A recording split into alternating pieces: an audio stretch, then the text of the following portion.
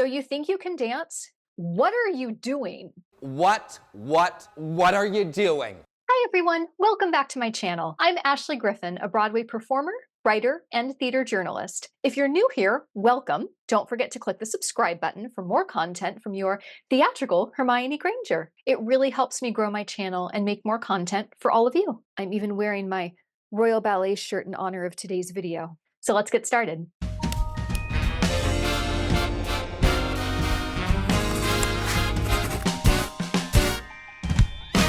One could argue, and I would, that the reality TV show So You Think You Can Dance has been the primary force behind the advocacy for and advancement of dance for the past 2 decades. It is a huge reason why a new generation has been inspired to dance, and that dance has begun to be reincorporated in popular and artistic culture. Look at the shows on Broadway pre and post So You Think You Can Dance. Pre, there was a large divide between the Golden Age style revival show and a contemporary, largely park and bark musical. Now, one only need look at shows like Jagged Little Pill or Hamilton, which were heralded for their unique, story-advancing choreography. On the surface, So You Think You Can Dance is a reality competition show in the vein of American Idol. But, largely thanks to producer 𝐦𝐮𝐬𝐫𝐞, himself a former professional dancer and choreographer, So You Think You Can Dance quickly became less a drama-filled competition show and more an artistic venture with the goal of creating dance pieces that were high works of art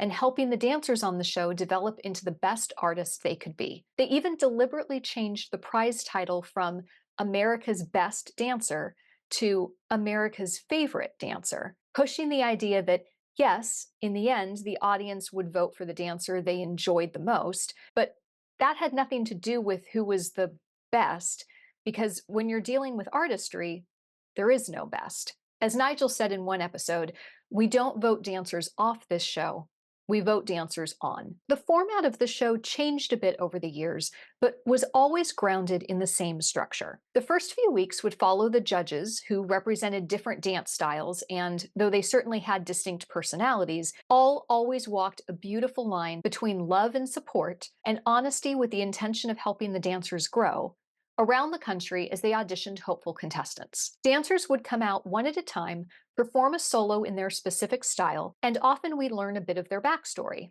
including why they loved dance and what their dance background was. Some stellar auditioners would get a golden ticket to go straight to the callbacks in LA. Others, who showed promise but who the judges had questions about, would come back later and learn a group routine, after which they would either get a golden ticket or be cut. Callbacks in LA were a beast. To make sure the dancers could handle themselves in multiple styles, they were put through a multi-day process that ran not unlike a Broadway audition. Choreographers from different dance styles would come teach a routine, and after, some dancers would get cut, and others would make it to the next round.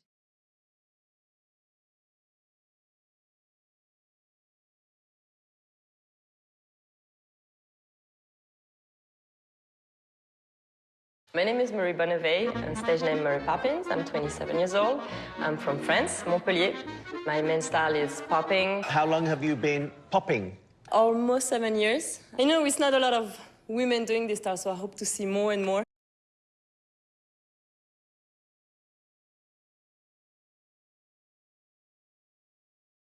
One of the main things the judges were looking for was growth and potential. This was not about who could do the coolest tricks. Eventually, the finalists would be chosen, which in some seasons were 20, 10 girls, 10 guys, and in others were only 10. And this is where the real fun started. Dancers would be randomly paired up, and each week they would randomly be assigned a dance style. The show went out of its way to represent as many dance styles as humanly possible. Contemporary, hip-hop, jazz, ballroom, and Broadway were always present, but over the seasons, styles included Bollywood, house, African rumba, can-can, tap, dancehall, Afro-pop, Indian classical, belly dance, disco, Cuban rumba, crump, whacking, and many, many more, celebrating numerous cultures and introducing people to dance styles they may never have seen before. For the first few weeks, the judges would choose a bottom three who would each perform a solo, and then the judges would decide who would stay. About halfway into the show, the judges would continue weighing in,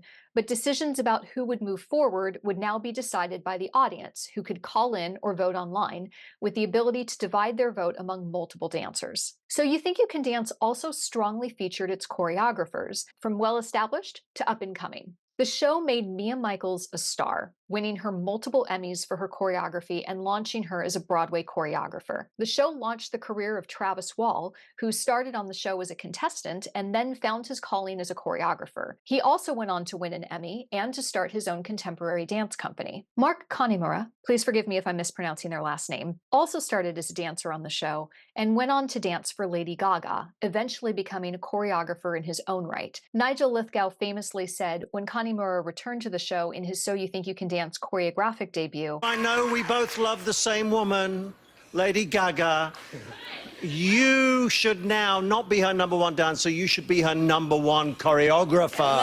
No question. he went on to choreograph for RuPaul's Drag Race and for many other projects. And that's just scratching the surface. The show was also largely responsible for bringing new musical artists into the zeitgeist, including Katy Perry, who performed on the show at the beginning of her career, Billy Porter, whose song Time was used in one of the most famous numbers on the show, choreographed by 𝐬𝐝_𝐫𝐞, and Sarah Bareilles, whose song Gravity was also used in one of the most famous numbers on the show, also choreographed by 𝐬𝐝_𝐫𝐞. And many people heard K-pop for the first time in Mark Kanimura's brilliant jazz-funk voguing routine to I Am the Best by 21. The dance contestants have gone on to have tremendous and varied careers, and it didn't even matter how quickly a dancer was eliminated.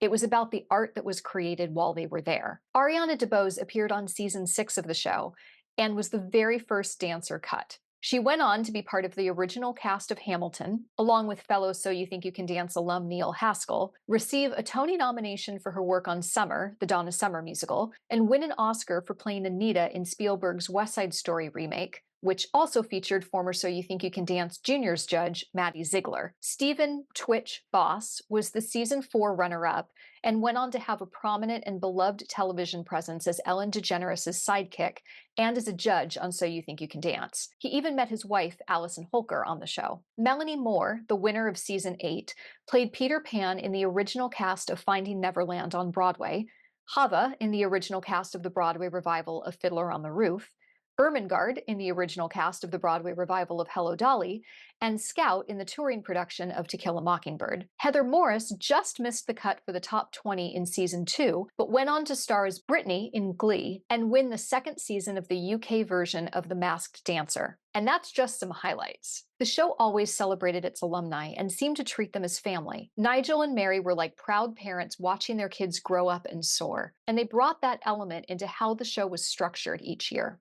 In one season, So You Think You Can Dance brought in all-stars, dancers from past seasons who served as partners for the new contestants. In another season, they had all-stars come back and choreograph. Eventually, former contestants, most notably Twitch, took over as judges. I am a huge So You Think You Can Dance fan, and I was so excited for season 18, which premiered a few weeks ago. But pretty quickly, my heart started to hurt. And all I can say is, So You Think You Can Dance? What are you doing?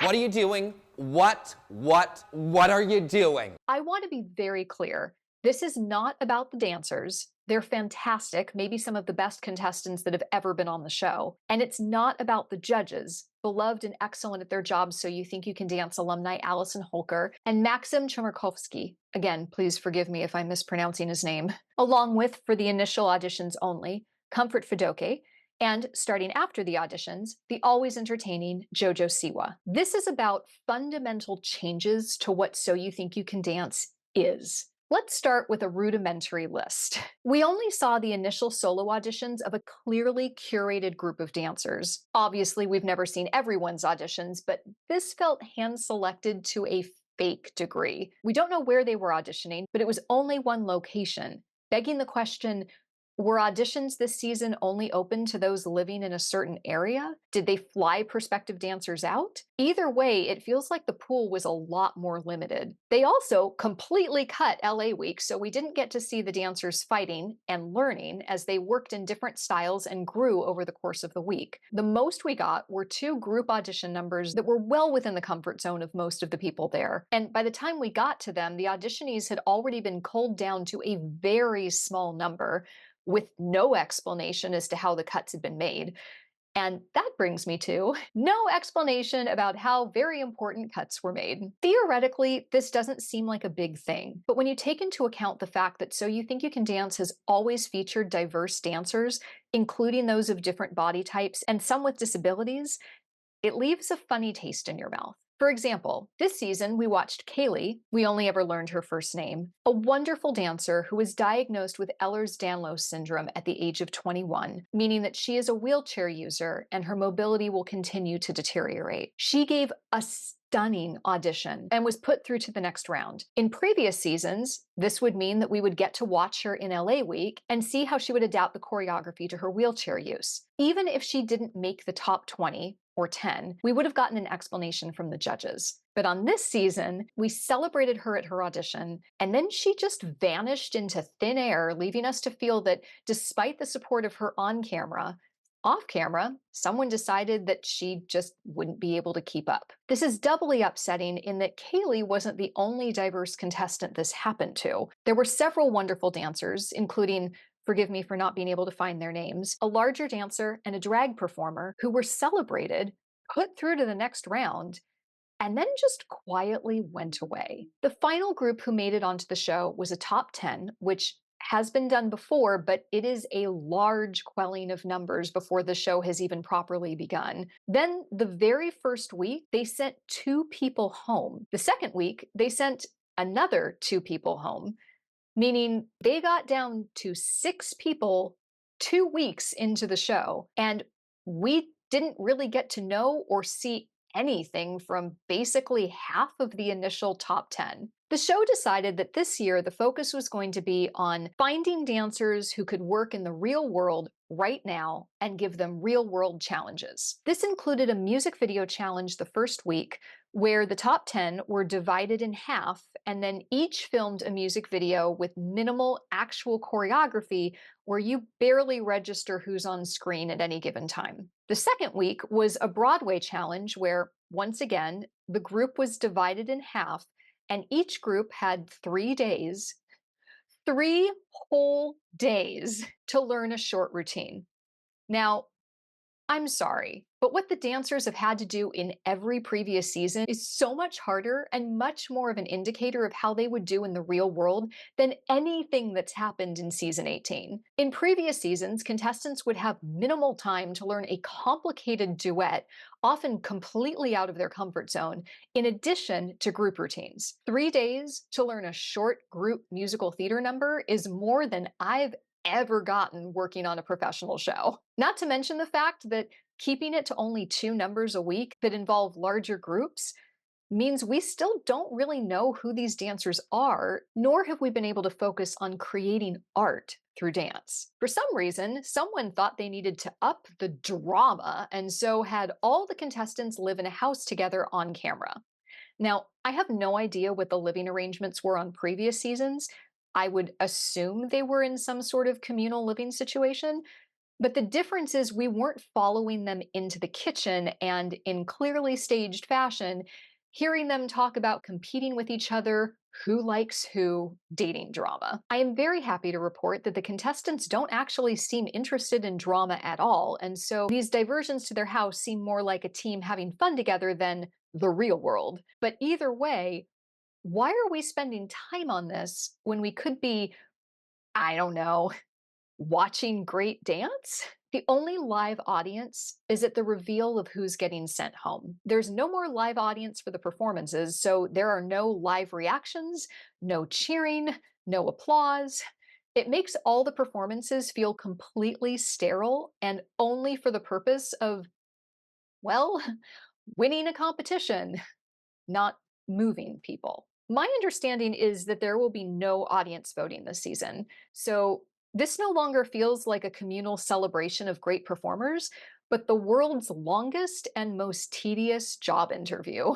Please, please, please put the focus back on the artistry. Let us have more numbers with fewer people in them and return to spending time talking about crafting the dances, why certain artistic decisions are being made, etc. I don't know who the contestants are. They're being eliminated so fast without our ever getting to see them do anything. In the past, even the person who was being eliminated first at least got to do one big duet on the first episode. Being in the background of a fake music video isn't actually testing them as dancers, and giving them 3 days to learn a relatively simple Broadway routine is nothing like the real world. I think the previous assignments on previous seasons gave us a pretty good indicator of who would do well in the real world, considering how many of the So You Think You Can Dance alumni immediately went into working commercially and professionally as dancers. I'm also so worried that so many people are stopping watching this show because of the format, and the powers that be are going to assume that it's because people don't like So You Think You Can Dance anymore.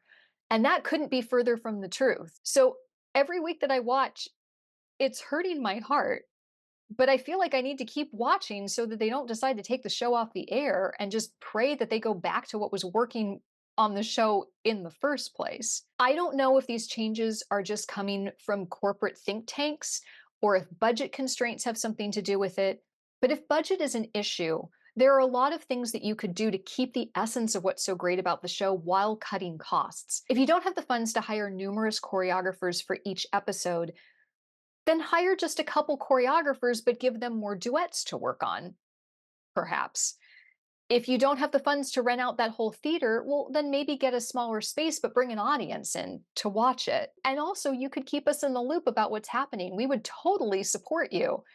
But the answer is not to try to drive up the drama, take the artistry out, let us know nothing about the contestants, and think the show's gonna be anywhere close to as successful as it has been in the past. The other thing they're not taking advantage of is this is one of the first seasons where So You Think You Can Dance juniors, contestants, and hopefuls, which was the season where they specifically had kids on the show, are now old enough to be competing in the regular So You Think You Can Dance. That's barely been mentioned at all. What an amazing journey to watch these kids, now adults, on.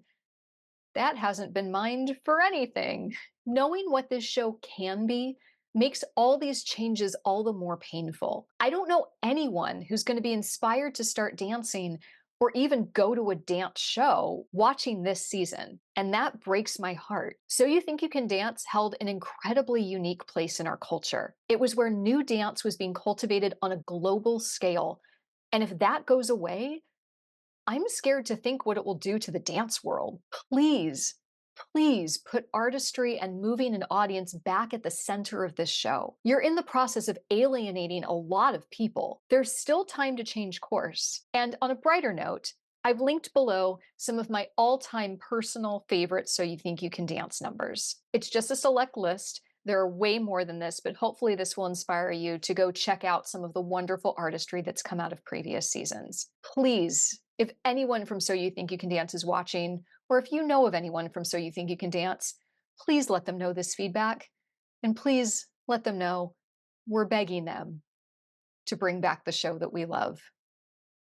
Please leave a comment below on what your thoughts are. If you agree, if you disagree, what your suggestions would be, what your favorite previous dance numbers on the show have been, or just dance numbers you love in general. We need to be celebrating dance, which has kind of drifted further and further away from popular culture in a lot of ways. Please, let's not let it die.